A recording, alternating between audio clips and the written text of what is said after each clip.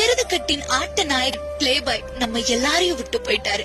எருதுகட்டு விளையாட்டுல ஆட்ட நாயகன், கலக்கல் நாயகன், நேர்மையின் நாயகன்னு பேர் வாங்கி வேலூர்ல கதாநாயகனா அட்டையன் 42 சொன்னாவே எக்கச்சக்க ரசிகர்கள் பட்டாளத்தோட வரக்கூடிய பிளேபாய் விபத்தால நம்ம எல்லாரையும் விட்டு போயிட்டாரு.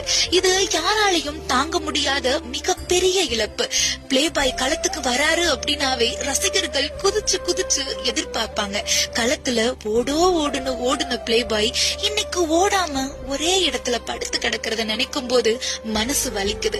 பிளேபாய்க்கு வயசு சிறுசுதான், ஆனா அவர் படைச்ச வரலாறு ரொம்ப பெருசு. பிளேபாய் ஒரு ஆளு தான், ஆனா அவர் ஆட்டத்துக்கு வரும்போது அவர் பின்னாடி வரக்கூடியவங்க பல்லாயிரக்கணக்கானவங்க. பிளேபாய் வந்தாவே களமே அதிரும், ஆனா இன்னைக்கு களமே கண் கலங்கி நிக்குது.